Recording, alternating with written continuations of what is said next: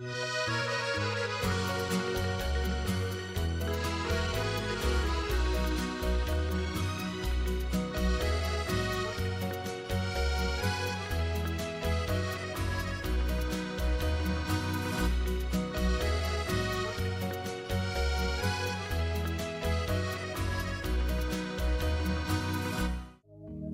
tendrá la sardinera más chanciera de Chichillón, que se toma la garganta cuando canta el sobregón? ¿Qué tendrá la sardinera? Siguiendo los pasos, andamos caminando por esta Asturias nuestra, donde buscamos a cantantes, a cantautores. Yo no sé cómo definir a esta persona que vamos a estar hoy con ella, porque ye maestro de escuela, ye poeta, albañil, carpintero, escritor, hasta presentador de televisión. Bueno, yo casi me quedo con algo que me gusta mucho, que ye juglar o cantautor. Carlos Rubiera, tuya. ¿Cuáles son? Muy buenos. Hablaba de que es multioficios, ¿no? Y es de todo. Bueno, soy un paisano que tiene manos hábiles y que discurre la cabeza por ahora, porque no debí gastar todavía demasiados neurones y dánseme bien esas cosas. Pero hablábamos de juglar, de cantautor, que es lo que nos interesa, hablar de música, en definitiva. Carlos, yo a 30 años recuerdo que siempre es una anécdota para mí importante de cómo nos conocimos, o cómo conocí yo a aquel Carlos Rubiera, que se presentó en un pub de Cimadevilla, que además tenía el nombre, el Jumping Jam Flash, se suponía que la música que se iba a escuchar allí era de los Rollins, de los Beatles, de todo esto. Y recuerdo que apareciste por allí y un día el dueño me dijo, mira, este va a cantar unas canciones y tal. Y no sé si alguien te lo dijo, físicamente en aquella época por lo menos te parecías mucho a Bob Dylan, a la estructura así física del gran Bob Dylan. Yo creí que ibas a cantar unas canciones y sorprendísteme cantando canciones en asturiano, que era de aquella pues no lo cantaba nadie, no cantaba ni el Presi las canciones, era un asturiano mezclado y tal. Y bueno, 30 años que pasaron, pero yo creo que antes de esos 30 años siempre hay un principio en la música. ¿Cómo fue? ¿Quién te metió en este lío? ¿Metiste un día? No, yo solo. En realidad, yo un día iba por la playa San Lorenzo y tenía yo 18 años, 17. Debía ser por verano, supongo. Y recuerdo que había una pandilla de mozos y moces y en el medio de la pandilla había un rapaz que estaba tocando la guitarra. En aquel preciso instante estaba tocando y canturreando, cantando como podía, como sabía, La Casa del Sol Naciente, que de aquella popularizaba Joan Baez. Sí. Y que se llevaba mucho lo de la guitarra en la playa para ligar. Sí, evidentemente, estaban ligando, ¿no? Entonces yo quedéme allí, estaba cerquina de lo que era el paseo, quedéme ahí un ratín escuchando cómo tocaban y tal, y seguí caminando. Y pensé para mí, bueno, esto prestóme, ¿no? Este rollo, aunque sepa ligar, ¿no? Está bien. Sí, voy a ver si aprendo a tocar la guitarra. Entonces comentélo en mi casa, a los mis padres y tal, yo de aquella estudiaba bachiller. Y me apetecía comprar una guitarra y tal, hombre, mejor una máquina de escribir que te vale para algo y tal y cual. Bueno, vi que no había plan de que me pagaran una guitarra, entonces pues falé con un maderista, de estos paisanos que tiren madera por el monte y tal, y pacté con él que iba a trabajar los fines de semana, los sábados o los domingos, con el maderista, y con eso fui pagándome las primeras clases de guitarra y la primera guitarra. Pero no cantabas aquí de La Casa del Sol Naciente, ¿o sí? No. ¿Sí cantabas aquí No. música moderna? Yo me fui a una clase particular donde estudié un poco de eso, vamos, solfeo. En realidad no estudié poco, después fui para poco, como siempre me pasa en la vida. Yo voy para poco y después acaba creciendo la cosa, ¿no? Entonces fui para aprender a tocar 4 acordes de guitarra, aquello que yo había visto ahí, ¿no? Con un paisano que era que se llamaba Manolo, de La Calzada, y con un profesor que me daba clases de solfeo. Al final acabé estudiando 4 cursos de solfeo y examinándome en Oviedo, y seguí con la guitarra a mi manera, y después empecé a componer pronto, ya a los 6 o 8 meses yo ya estaba componiendo cancionuques. Sí, Carlos, pero si en aquella época lo que estaba de moda era la música beat, de lo que estábamos hablando antes, y tú de repente empiezas a componer, pero no tiene nada que ver con lo que la música de entonces. Bueno, vamos, yo de aquella sabía de memoria, por lo menos la melodía, no la letra, porque el inglés yo nunca lo dominé para nada, pero bueno, sabía de memoria un montón de canciones de Bob Dylan y de aquella gente que se escuchaba entonces. Pero hombre, yo siempre tuve la cabeza muy clara. Ten en cuenta que por otro lado, en aquella época yo tomé contacto con el movimiento conceituable y eso fue un despertar de muchas cosas y un poner en marcha muchas cosas. Entonces, hombre, a poco que discurras, daste cuenta que imitar no tiene ningún sentido, no tiene ningún sentido cantar como Bob Dylan, no tiene ningún sentido cantar lo mismo, el mismo repertorio con la misma voz y el mismo estilo pues no sé, de aquella lo que eran Simon y Garfunkel.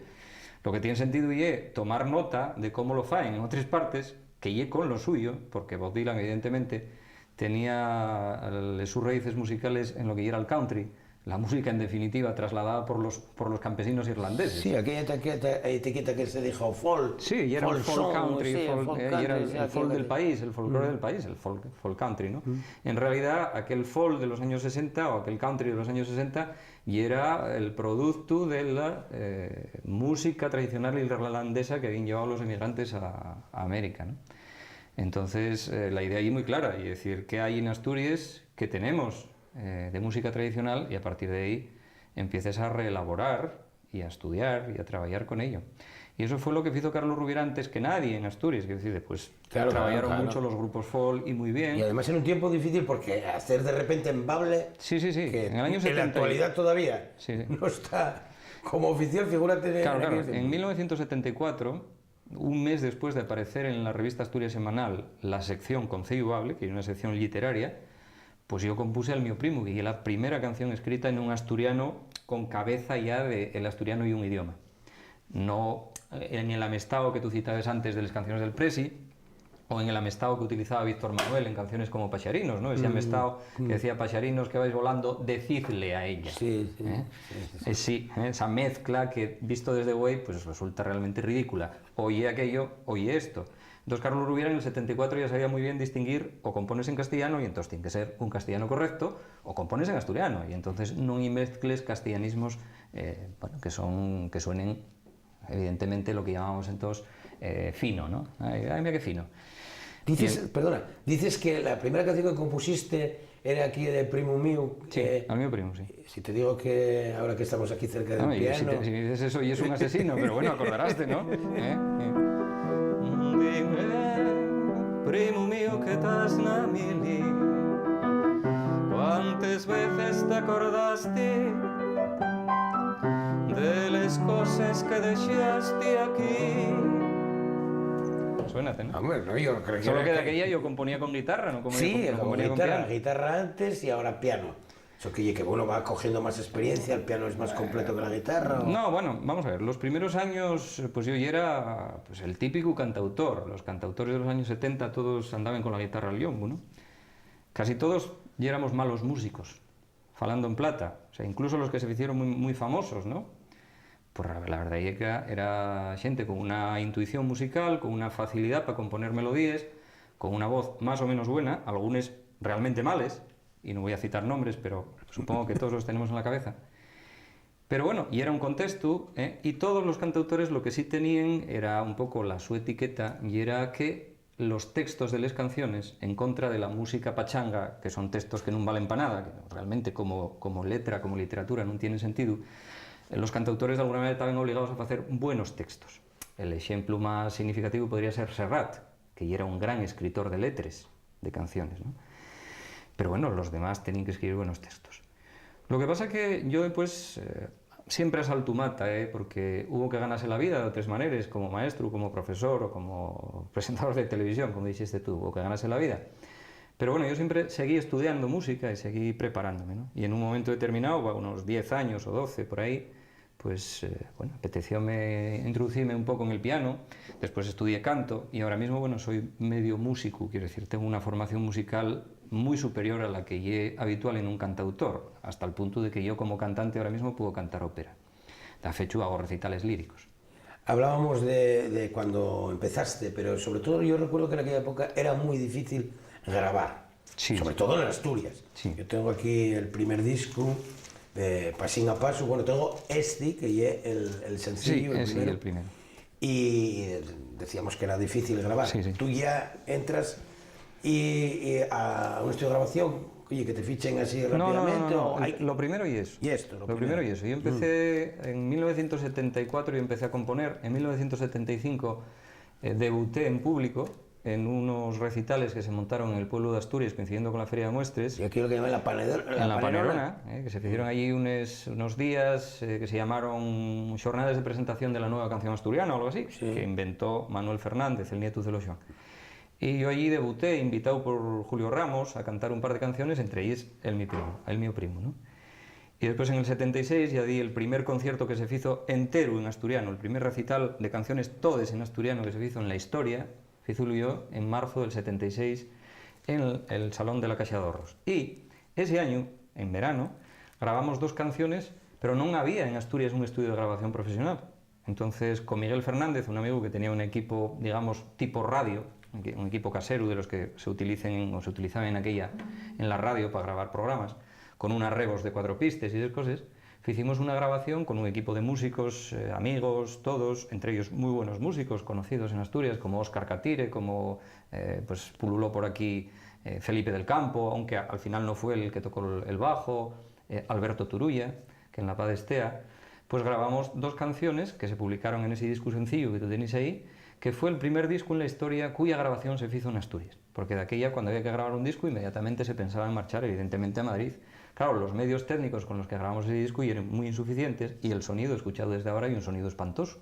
Pero tiene el mérito de haber sido pionero, porque 3 o 4 años después, Pedro Bastarrica y René de Cupó montaron el estudio de grabación profesional que funcionó donde la Feria de Muestres, que tú conoces perfectamente, donde grabamos prácticamente todos los músicos asturianos en la década de los 80. Y hablábamos de este primer disco. Sí. Aquí hay canciones rescatadas, porque vamos, tú aparte de ser admirador del maestro Torner, bueno, investigador, rescatador, podríamos decir un sinfín de adjetivos, porque bueno, gracias a ti hay mucha gente que sabe quién es el maestro Torner. No Sí, porque yo de aquella, en el año 70... hay que trabajarlo y estudiarlo. Yo empecé, claro, yo empecé en el 76, como te digo, pero bueno, yo tenía una formación musical pequeñina todavía, pero sabía leer música. Pocos cantautores sabían leer partituras, ¿no? Yo era de los pocos, seguramente, incluidos, ya te digo, los famosos, de los pocos que yo era capaz de leer una partitura. Entonces, en el año 78 yo pasé en Las Palmas haciendo el servicio militar, y ahí yo tenía mucho tiempo en el cuartel y en un apartamento que compartía con otros soldados, y dediquéme a estudiar de arriba abajo el cancionero de la música, de la lírica popular asturiana del maestro Torner, que tiene pues, 500 melodías antiguas, asturianas.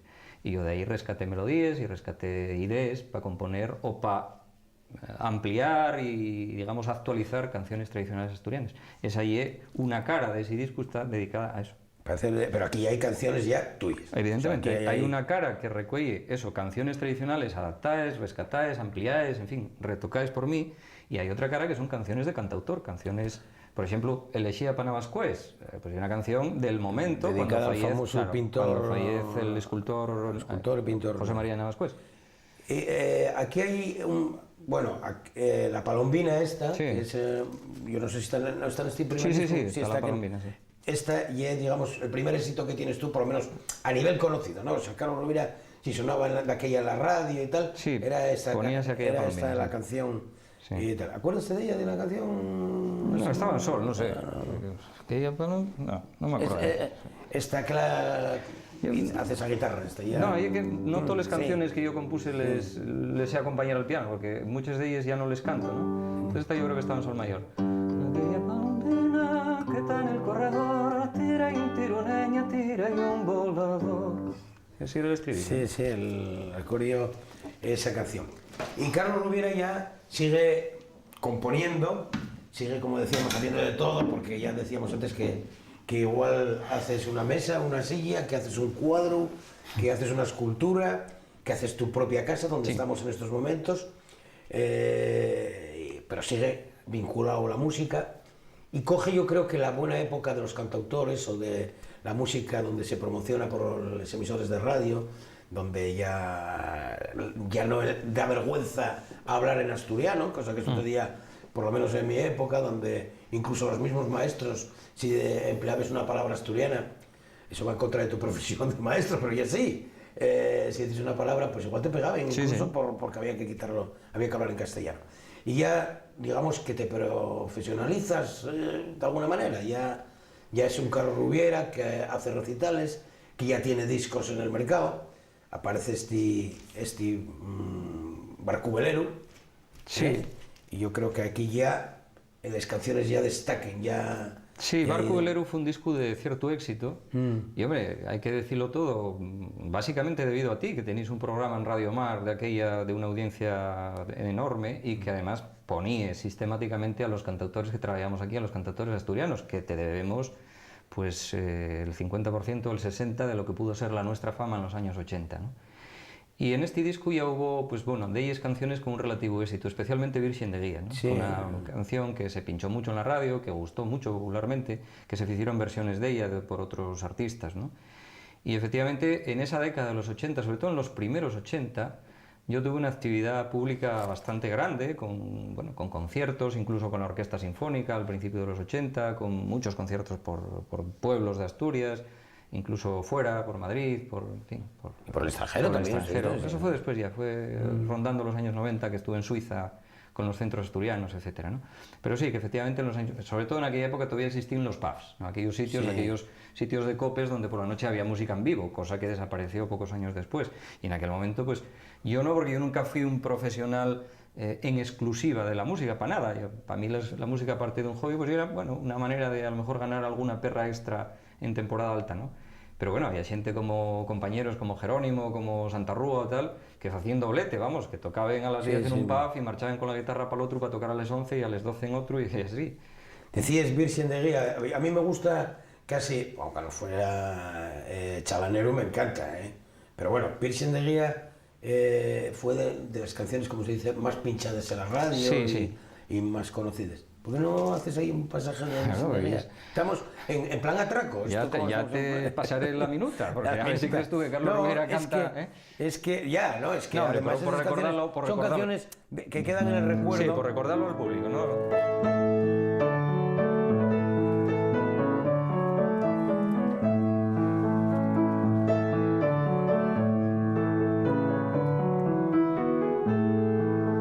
Los mariñanes de Llanes van hasta Irlanda, dice el cantar, y los dos barcos veleros son los primeros siempre en llegar, y los que queden en puerto ver al mar nunca saben si el velero va a tornar, va a tornar. Y ahí empieza el estribillo, que no te lo canto. No me lo canto. Bueno, ¿Para qué vamos a descubrir las cartas? Vamos a recordar alguna canción y nada más. Y aprovechando que está Chechu aquí, Chechu Rubiera, el ciclista, ¿por qué no nos lleves a dar un paseín por aquí, por Garbelles, que es donde vives tú, donde jugaste y todas estas cosas? No, de paso cuento ya a Chechu, que es pariente, como tú sabes, y Chechu y fiu del mi primo Pepe Luis, por lo tanto somos parientes. Pues una cosa que él me preguntó años, ¿no? Sobre de dónde era el huelu de él, porque el huelu de Chechu y mi padre son hermanos, lo que pasa que el huelu de Chechu era el mayor de una familia de 14 y mi padre el más pequeño, ¿no? Y el huelu de Chechu ya falta y mi padre está vivo. Entonces preguntábame Chechu algo sobre la casa donde naciera el su huelu, que está aquí al lado de donde yo vivo, que fue donde yo me crié de pequeño. Entonces voy a contar lo del escudo de 1802 y esa historia de que comió aquí les faves, o no sé si les faves o otra cosa, Gaspar Melchor de Xovellanos con los míos antepasados, con un tal Alonso Acebal que fue el fundador de esa casa. Vamos a contarlo a Chechu. Robitina, neña buena, la tu pena se la yo. Oye, José, que nunca me fijé yo en el escudo de la pared de la casa.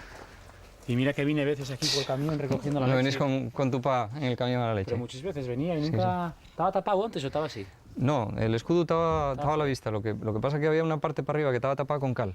Y piquéla yo un día y entonces apareció la fecha, que data de 1802, y figura arriba un nombre de Alonso Acebal. Y yo de aquella, bueno, leílo y... Ah, no, previamente yo había leído una cosa en un diario de Jovellanos que decía que había venido a caballo a la fiesta del Carmen a Caldones, invitado por un tal Alonso Acebal, el indiano, en los diarios de Jovellanos. En la revista Asturias Semanal, un extracto. Y entonces cuando yo piqué ahí, para mi sorpresa, aparece el Alonso Acebal. Y digo, joder, el indiano que invitó a jovellanos a la fiesta del Carmen y tal. Y fíjate después cómo siguió la tradición, porque la familia, vamos, los descendientes de jovellanos por la rama de los Cienfuegos, siguieron viniendo a comer a esta casa en las fiestas del Carmen hasta los años 40 o 50. Todavía se acuerda de mi padre y eso, ¿no? Y ya te digo, la casa está datada de 1802, entonces debió ser un indiano que vino con perres y bueno, la pinta era... ¿Y él oye que restauró la o ya estaba hecha la No, casa? yo creo que ya fecha de nueva planta. Sí, y aquella de allí debía ser la casa de los criados, era una casa de una planta de este tipo mariñana. Sí. Y esta era la casa del indiano, del rico. Lo que pasa es que debió quedar a medias la cosa, porque claro, si ya de 1802, en 1808 empezó la guerra de la independencia contra los franceses y ahí debieron arruinarse todo el mundo. Y eso debió quedar... La pinta, como ves, era para aquella época un caserón grande, ¿no? Sí, sí.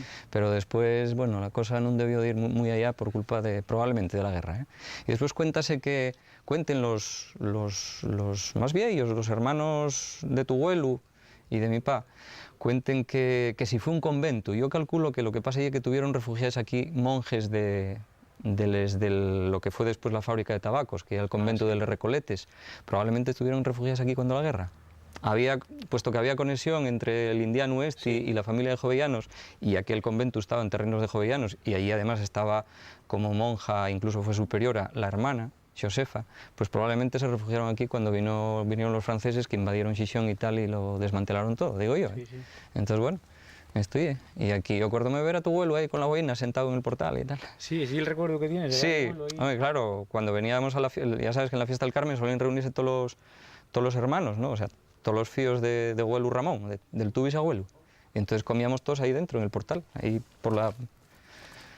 Bueno, abrías esa puerta o entrábamos por allá, como sabes. Esa puerta nunca la llegué a ver abierta, siempre... No, teníamos una el puerta cofre misteriosa. adentro, y Sí. entrábamos por... Entrabas por allá. Siempre se hacía la vida por allí, porque además la puerta de la cuadra estaba por allí y entrábamos con el ganado y todo por allí. Entraba el ganado y todo. Y entonces en la fiesta del Carmen poníamos una mesa grande ahí y venían todos los hermanos, tu abuelo, que era el mayor de todos. Y yo era un niño corriendo por aquí pequeñín, acuérdome con la suboína y la inexcusable botellina sidra morro. Sí. Toda la vida bebía la botella sidra morro, no sé si tú te acuerdes. Claro que me acuerdo, me acabo de decir. Que era famoso porque... Yo recuerdo que bueno, tenemos estas fotos en casa porque tampoco era difícil conseguir una foto de él así empinando a morro. Que siempre se decía, bueno, solía decir que en invierno 8 o 10 botellas. Y en verano alguna más. Sí, seguía. Bueno, pues está ahí en la casa solar de los Rubiera de esta zona, evidentemente, ¿no?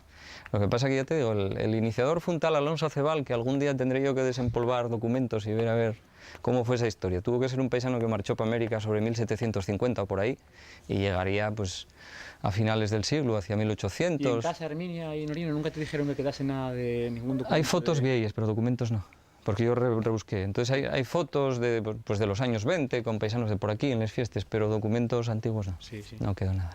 Si algo había, no quedó nada. Eso había que desempolvar los archivos parroquiales, vamos, ir al obispado, mirar allí, encontrar descendientes, ir tirando para arriba.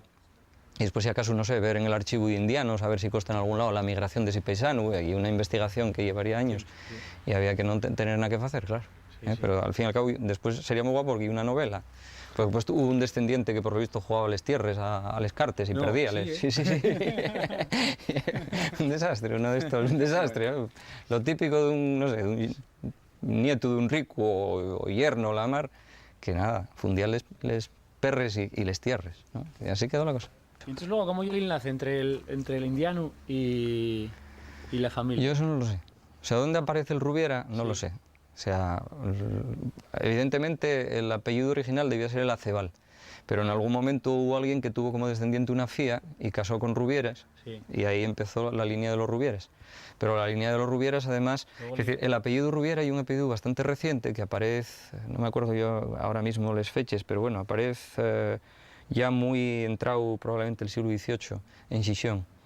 Y el origen no se sabe muy bien. Evidentemente hay un venido o de una braña de Tineo que se llamaba La Rubiera o de una zona de aquí de Les Mariñes, de cerca de Villaviciosa, que se llama La Rubiera, que lleva un topónimo. Se llama La Rubiera, que está en Vimenes. Ah, hay otro en Vimenes. Llegando a San Julián de Vimenes, a mano derecha, si ibas como para la falla, yo que entreno mucho por ahí, hay un cartelín que pone La Rubiera. La Rubiera. Y alguna vez entré por la curiosidad de verlo. Puede ser.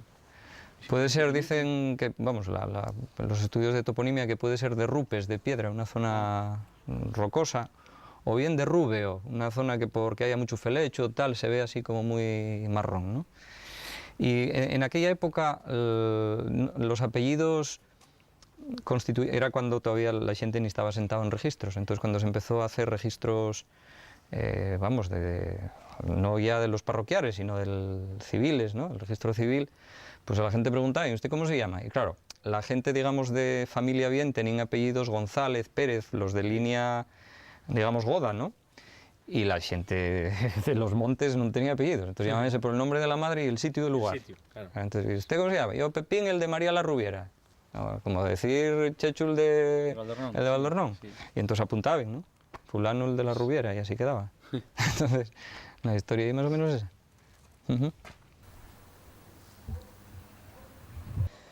Mira, estoy muy guapo y muy entretenido. Esto puede hacer a lo mejor en 3 horas o 4. Hombre, cuando estés ya un poco... Hombre, quitando esto, que esto lleva mucho, pero lo que ya está roseta en 3 horas o tal, pues estoy muy entretenido, estoy lleva muchísimo tiempo. Si ya tienes costumbre... ¿Aprovecháis la palga para una contraventana o algo? Esto no, iba a hacer un arca, esto fue para aprender él. El año pasado que estuvo instalado aquí casi todo el tiempo, pues para aprender, entonces... Bueno, pues yo decía ahí un poco cómo lo había que hacer y él seguía. Y yo cuando llegaba de trabajar encontraba lo hecho, igual que el taller que lo hizo él. ¿Este? Sí.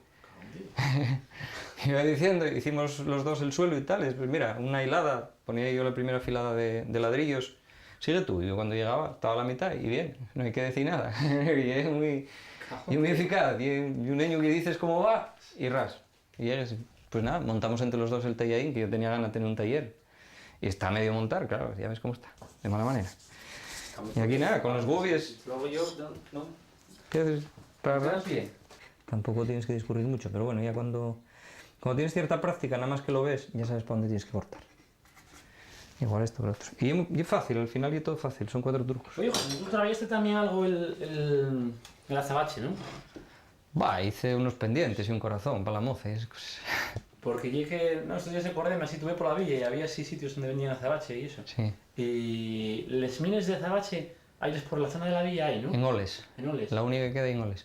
Pero yo pillo en los pedreros. Tengo un montón ¿Los de... pedreros también sale? Bueno, y hay zonas de los pedreros que hay vetes y tal, con cachinos. O sea, no hay que sea mines grandes. Pero en estaño, por ejemplo, yo agarré mucho. Tengo una bolsada de ahí. Si quieres unas cuantas piedras, yo te dejo 3. No, yo por la curiosidad de ver dónde los acaben. Sí, hay una mina en Oles. Una mina que es la única que sigue funcionando. En la zona de Oles. Hay un paisano que la sigue explotando y tal. Porque antiguamente debía haber muchísimas. Y en concreto ahí en Estaño vense sitios de donde tuvo que salir mucho azabache. Y en otro pedrero que vamos a Oricios, en La Tuerva, yo al principio no me daba cuenta, pero después cuando localicé ya dónde está el azabache y tal, me cuenta, uy, esto fue explotado. Porque mandábanse toneladas de azabache para Santiago de Compostela. Para la catedral, para los azabacheros de ahí. ¿Todo de la costa? Sí, todos los mines están por aquí, en la zona de Les Mariñes. En realidad está en la zona del Jurásico, en lo que son los estratos jurásicos. Entonces ahí por donde están los famosos bueyes de los dinosaurios, por ahí, en toda esa zona, desde la Ñora, más acá, desde Estaño, que ya empieza a ver, hasta, no sé, por lo menos hasta Villaviciosa. Por la Griega y por otros países. Por la Griega no lo sé exactamente, pero vamos, por aquí sí, en Tazones, en Oles, en Quintes, por ahí, donde están las mines. Y hay una en Oles que sigue funcionando, y es la única que sigue explotando, pero debía haber más, lo que pasa que, bueno, esa es comida. Supongo que no será muy rentable. Y sácalo un paisano ahí de mala manera, vamos, en vez de entrar por una cueva sin postear, cualquiera queda enterrado. Claro. Y valiente. Pues nada, estoy el tallerín, para trabajar. Es el rodillo de Andrín ahí. El otro día, después del rodillo que tenía yo, tiene desde que yo era cadete. Que tienes uno como este. 15 años. 15 años, yo tengo ahora 31 y 16 años. Y rompióme la correa, hombre. Ah, ¿sí? Me hace rodillo y claro, se estaba ya reseca, además claro, el sudor que la deja tan... la sal y todo. Y pamba, rompió y ahí quedó. Y además no la podrás ni sustituir. Es que estuve pensando que no será fácil encontrar la correa de este. Sí. Los rodillos igual ya ni se hacen. Claro, será difícil, sí. También yo que no creo que... Sí. Es y el postrer camín del marín del pescador, donde viene el marinero, cervecero del amor. Y yo a veces subo para acá, siéntome aquí, y aquí me quedo levitando como, vamos, meditando. una orina y tal y bajo como una malva. No hay estrés que se resista. Claro. No, y sitio guapo y tranquilo. Eso que vaya pila casas nuevas que hay, ¿eh? Sí. Y mira que mides. Y ahora vamos a hacer otro 3 aquí, por lo visto. Aquí, ¿eh? Ahí, en eso de Severo, en la casa, en la casería que está al lado de la de mi mamá, Sí. vamos a hacer 3 chalés por lo visto. Con lo cual, bueno, va a acabarse un poquillo en la paz de Garbelles. Porque hasta... Más para arriba. Claro, y que hasta ahora éramos les cases de siempre. Sí. Aquí en este Cogollín, les familias de siempre, vamos, de siempre, desde que yo tengo memoria. Pero bueno, eran les 3 cases de verdad antiguos, ¿no? Pues ya hay otros más recientes. Pero bueno, evidentemente hay un sitio muy apetitoso, ¿eh? A 9 o 10 kilómetros de la ciudad, claro. Y esta era donde tenía la huerta Maruja y Luisa, allí, por ahí, por esa zona, ahí. Que hay unos cerezales y tal. Y un sitio guapísimo, ¿eh? Un sitio muy guapo. No veces tienen que haber unos cuantes, ¿eh? Sí, sí. Hay un par de nozales Hay, curiosos. hay nozales por ahí. Pues Sitio en mi muy casa tenemos la misma vista casi. No, Bueno, tienes la más guapa todavía, estás más alto, estás muy alto. Bueno, no sé si más guapa, pero tienes para allá, ves muchísimo. Veo también el Fariu, la Peña Careses y el Pico Castillo. Claro. Que tú ves los por los pelos, ¿eh? Sí, sí, sí. Cortes casi a la altura. Claro, porque la collada córtalo. Sí. Lo que pasa es que tú tienes ahí el amanecer, Sí. y tú tienes unos amaneceres fantásticos. Muy temprano además, ¿no? Sí. Claro, Muy bien orientada la casa ahí. sí, sí. Aquí es más bien al revés, aquí sobre todo por el invierno tarda un cacho en salir el sol. Después aprovechase muy bien la tardecida porque se mete para allí, sobre todo ahora en verano que se mete para allí, aguanta bien aquí el sol. Y en invierno no, en invierno este monte quítanos 1 hora de sol aquí. Parece increíble, pero ahora no te das cuenta, pero cuando va el sol raso, métesete ahí a las 4:30 de la tarde y adiós. No hay nada que hacer. Pero bueno, el sitio es como muy guapo, muy tranquilo. Y nada, aquí subo yo a veces ahí a Es aposentar. el postrer camín del marín del pescador, donde viene el marinero, cervecero del amor.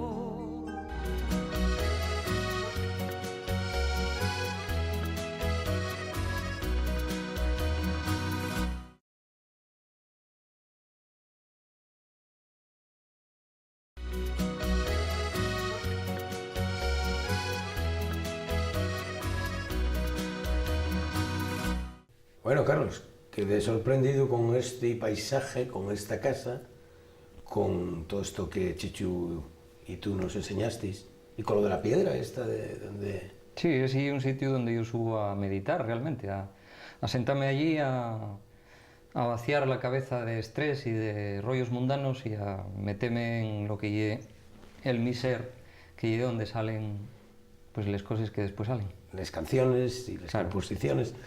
Estamos siguiendo, después de esta vida musical, 30 años, pues bien, son 30 años, y que queda para la historia, para la música, pero que tenemos Carlos Rovira para rato. Hablábamos de las canciones populares, unas más que otras, y hablábamos también del tema de la radio, de que, bueno, pues si los medios de comunicación, en este caso la radio, que son los que tienen que apoyar, hacen que unas canciones sean más populares que otras.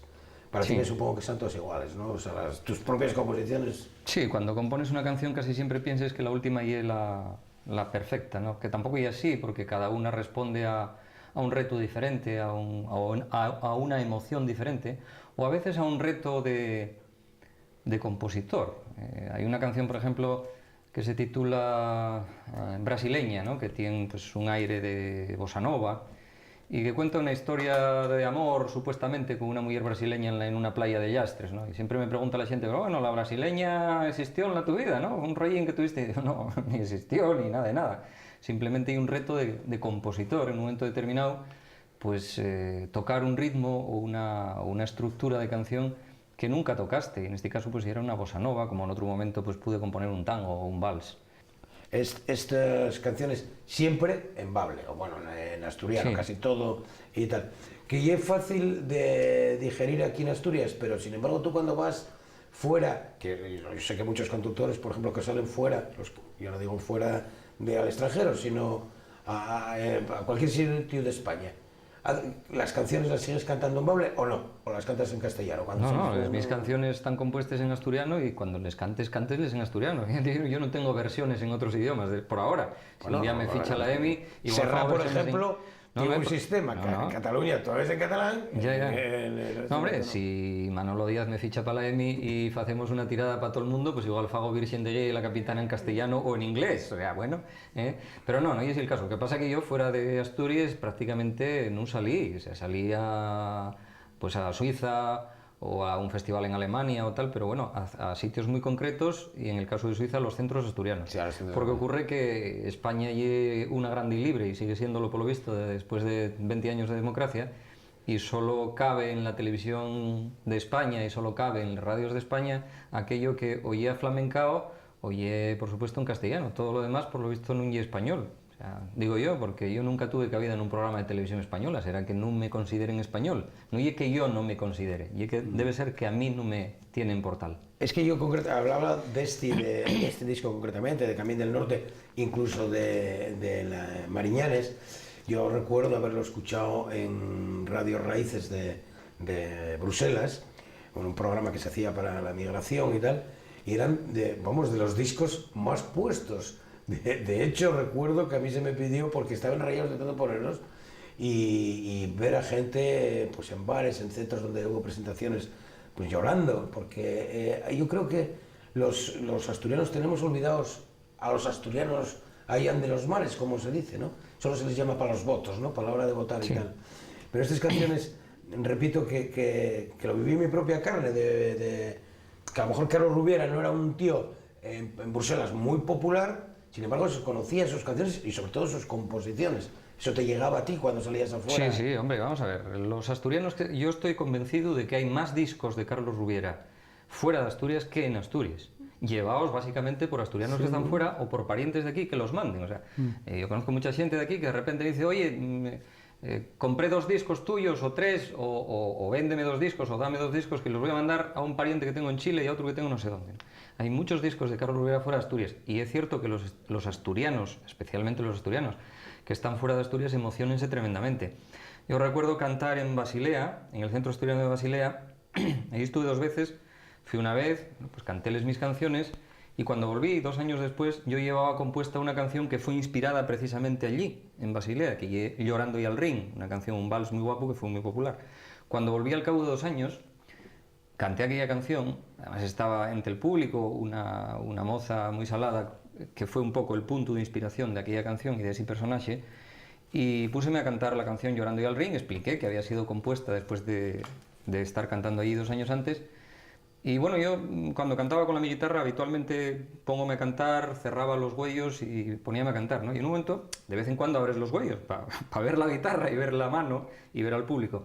Y cuando abrí los huellos a mitad de canción, vi el público prácticamente todo llorando. Y tuve que cerrar inmediatamente los huellos y seguir cantando porque se me subió aquí algo que prácticamente casi me deja sin voz, ¿no? Aquello fue verdaderamente impresionante.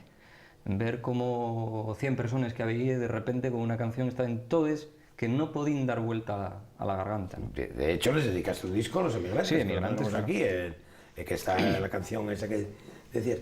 Y, bueno, estábamos hablando de estos discos, ya te atraqué antes para que me cantases unas canciones y hay un atraco que lle total, que lle la Capitana. La Capitana, porque la Capitana tiene su historia, aparte de ser una composición tuya. Creo que había gente, y de hecho me llevó a mí, que la adjudicaban a otros cantantes, menos a Carlos Rubiera, que era, incluso yo creo que está en Cuba, y yo tengo amigos que frecuentan aquello, y escucharon en Cuba la Capitana, creyendo que era una habanera, una canción cubana que vino Carlos Rubiera y la destacó. Y tuve que explicarles que el compositor era Carlos Rubiera. Sí, yo estoy teniendo muchos problemas con la Capitana, ¿no? ¿Tienes problemas? Sí, tengo muchos problemas, vamos, tengo muchas satisfacciones, pero al mismo tiempo muchos problemas, porque efectivamente fue una canción tan popular, que, bueno, que no se respetó la autoría en muchos casos. Pues el primer caso que tengo de falta de respeto a la autoría y a los derechos que genera ser autor de una canción fue cuando estaba recién sacado el disco y se ponía muchísimo en la radio porque la gente la pedía y tú eres testigo, y de repente un día voy en el autobús y escucho sonar la Capitana por la radio. Escucho sonar a La Capitana como sintonía de un anuncio de una pescadería que llevaba por nombre La Capitana. Pescados La Capitana, y sí, torno a la mar y tal. Bueno, evidentemente aquello estaba hecho sin autorización, está utilizándose una grabación mía, sin autorización, sin generar derechos, todas esas cosas. La cosa empezó ahí. Después hubo versiones de otros cantantes que se hicieron sin ni siquiera llamarme por teléfono, de una manera que a mí me parece muy poco elegante, porque yo hice una versión de una canción de Lluís Llach y antes que nadie oyese esa versión en público yo tenía una carta autorizándome de Lluís Llach, para lo cual tuve que mover muchos filos, porque yo no tenía acceso directo a Lluís Llach. Sin embargo, artistas, por llamarlos de alguna manera, que tienen mi teléfono, pues permitieronse grabar La Capitana sin ni siquiera llamarme para decirme, oye, prestábame grabar La Capitana, ¿tienes inconveniente? Pero hay casos que son verdaderas vulneraciones de los derechos de autor y de la ley. Hay coros que se hicieron versiones a 4 voces de La Capitana que tienen que ser rigurosamente autorizadas por el autor, porque el autor tiene una versión para coro de La Capitana, con la partitura, con sus 5 voces, etc. Por lo tanto, quien quiera cantar La Capitana, un coro que quiera cantar La Capitana, tiene a su disposición, si interesa, la versión a 5 voces fecha por el autor, por Carlos Rubiera. Carlos, seguimos hablando de música, pero hay un momento, de esto que habíamos hablado, estamos viendo lo que se llaman los discos de vinilo, el último de Migrantes, y hay un impasse en Carlos. De repente Carlos, no digo si no compone, sino que desaparece, parece que abandona la música, y unos años fuera, dedicados a Andrín y a Enol, que son los tus fíos, a la casa, a la carpintería en definitiva, a escribir libros, incluso con premios en concursos de literatura, poemas, pero Carlos Rubiera como cantautor desaparece o nos da la impresión a nosotros que desaparece. ¿Por qué? Por muchas cosas, porque hay que tener en cuenta que yo en el año 92 gané oposiciones como maestro de escuela y entonces tuve, digamos, una dedicación profesional más sistemática que la que había tenido hasta entonces como profesor en la Universidad Popular Municipal de Xixón, que tenía unos contratos temporales en los cuales tenía otros muchos tiempos libres. Y porque además, pues la profesión de maestro, digamos que me garantizó, por así decirlo, el pan, ¿no? El pan de cada día. Cosa que seguí haciendo desde entonces, desde el año 92. Pero además porque Carlos Rubiera como cantautor, cuando llegó el disco quinto, Mariñanes, teníalo todo dicho. Y es muy difícil estar 20 años componiendo canciones como cantautor y seguir haciendo cosas nuevas. Lo que puedes seguir haciendo son variaciones sobre el mismo tema. Yo voy a decir cosas que podrán sentar mal a algunos, pero que son, como persona con formación musical, yo creo que son juicios certeros. Serrat, después de Mediterráneo, no hizo nada. Siguió haciendo discos y siguió haciendo canciones buenas. Buenas canciones, pero no hay nada nuevo. Está todo... Y como una cumbre, ¿no? Tú vas subiendo, y Serrat con Mediterráneo llegó a la cumbre. Y a partir de Mediterráneo, que es un disco realmente maravilloso y una obra maestra, a partir de Mediterráneo es imposible hacer nada nuevo si no tienes una formación musical superior que te lleve a otros terrenos que pueden ser mucho menos populares. Entonces algo así pasa con Carlos Rubiera. Hay un momento que después de La Capitana, después de Llorando y al Ring, después de algunas canciones que están en el disco Emigrantes que no fueron de los populares pero que son de los mejores, como Adiós Concello de Llanes, Carlos Rubiera como cantautor ni de voz, ni de forma de componer, ni de forma de escribir tiene nada nuevo que decir. Puede seguir haciendo canciones de cantautor y de hecho seguir haciéndoles, pero ya no voy a aportar nada como artista, como creador. Entonces, ¿qué necesito en ese momento? Necesito estudiar canto, por ejemplo, necesito estudiar un poco de piano, tener formación, ampliar mi cabeza como músico.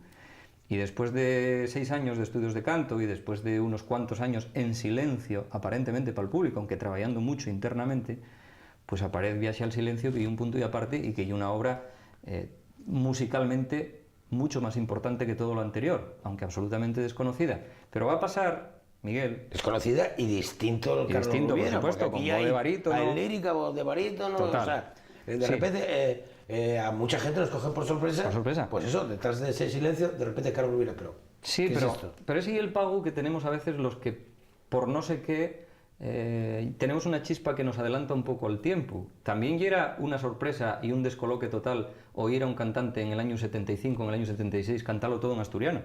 Y 30 años después, resulta que ahora, pues de repente, pues el público en Asturias, los medios críticos, descubren a Carlos Rubiera.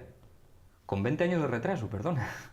No hay un vacileo. Y aquí así. No, es que es así. De repente ahora la gente está diciendo, pero qué canciones más buenas que no se pasaron de moda. Canciones compuestas en el año 74, 75, 78 y que les escuches ahora y no están pasadas de moda. Y que les compares con las canciones que en aquel momento vendían miles de discos, las canciones del verano, y dices tú, jo, vaya basurina aquello, que era famoso, y vaya canciones más buenas, que se tienen en pie 20 años después.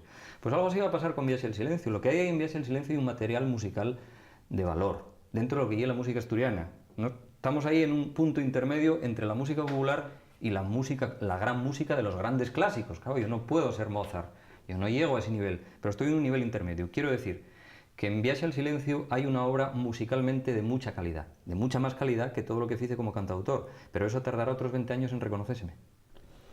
Bueno, me supongo que esto habrá proyectos también, aparte dentro de la lírica, seguir siendo Carlos Rubiera, el cantautor de canciones en asturiano. Sí. Y más cosas, ¿no? Yo ya te lo comenté antes, yo debo ser un caso único en España, y a lo mejor hasta en el mundo, no lo sé, pero bueno, en España seguro que soy el único cantautor, el único que siendo cantautor en origen, que habiendo tenido una carrera de cantautor, grabaciones como cantautor, haber compuesto 40, 50 o 60 canciones como cantautor, después tuve una formación musical mayor, estudié canto, y en este momento puedo cantar lírica, puedo cantar aries de ópera o dúos de ópera. Va un mes, pues hicimos un recital con un compañero, un tenor, Quirós y yo, en el que hacíamos, efectivamente, pues ópera, zarzuela, todo, ¿no? Yo creo que es el único caso de cantautor que tiene esa capacidad. Pero eso, que yo ahora tenga una voz estudiada y desarrollada como para cantar ópera con una voz de barítono de escuela, no significa que haya perdido la voz de cantautor. Yo si quiero puedo cantar como cantaba, con más recursos y sobre todo más fácil para mí. Para mí ahora cantarles mis canciones de cantautor y es facilísimo y es muy simple, ¿no? Porque tengo una técnica de respiración muy superior a la que necesite cantar esas canciones y de vocalización. Pero entonces efectivamente yo ahora puedo hacer un recital con las mis canciones de siempre como Carlos Rubiera cantautor, o en otro momento puedo cantar las cosas que hay en Viaxe al Silencio que tienen otro nivel de dificultad, que son líricas ya, o puedo cantar piezas líricas de los grandes clásicos, ¿no? Y en eso estoy trabajando, y de hecho pues tengo prácticamente terminado un trabajo dentro de la música asturiana que sería una obra maestra que lleve 10 piezas de la gran lírica mundial, los más grandes, Puccini, Bellini, Bizet, Schubert, Schumann, en fin, de los grandes clásicos, 10 piezas, ya sean líderes, ya sean aries de ópera o dúos de ópera, traducidas con versiones en asturiano perfectamente adaptadas en la partitura, respetuosas con la música y también con el espíritu de la letra, traducidas directamente del alemán, del francés y el italiano. Y eso está ahí, está terminado.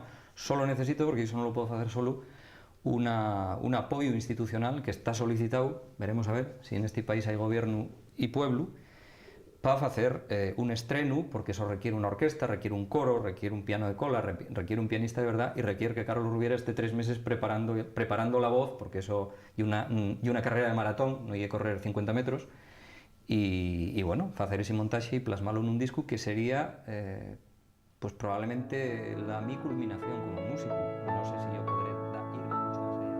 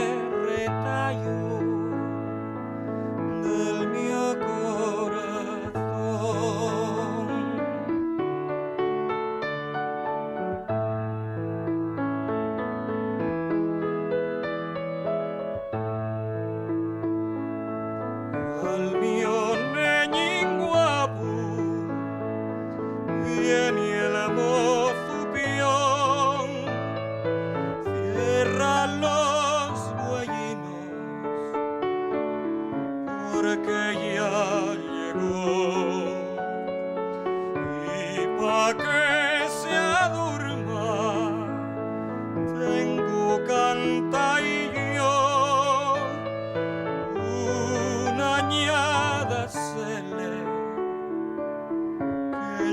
va este son.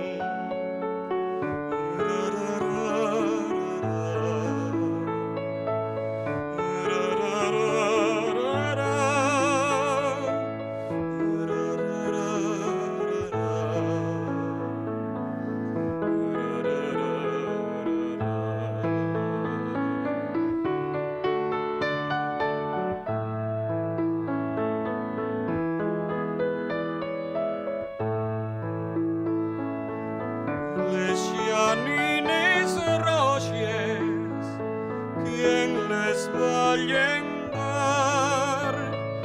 Con la luna llena salen a danzar y al mío neñín guapo viene el mozo pión y pa' que se durma canto y este son.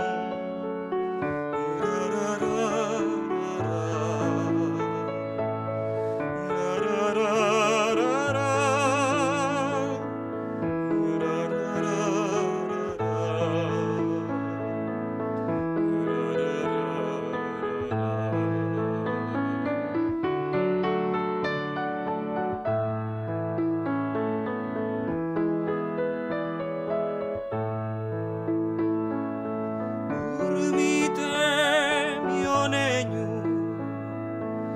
dormite, mio sol, dormite, retallo del mio corazón.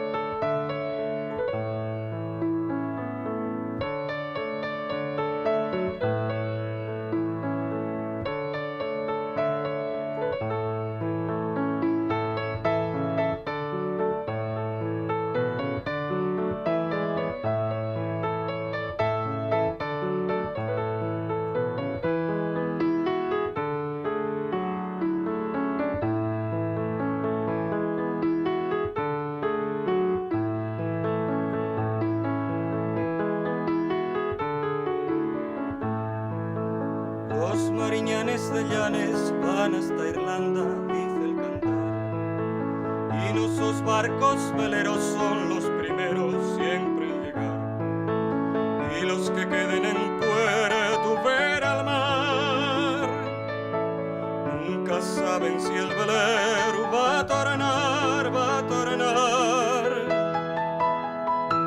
porque la mar ruixidora y dura y traidora non lle de fiar. Un mariñán sano y fuerte juega con la muerte viendo navegar. Por eso en el cais del puerto ver al mar mozos y moces en copla en un cantar, Virgen de guía, patrona del mar, los marineros van a embarcar, ya van a salir los marineros, góstenme a mí.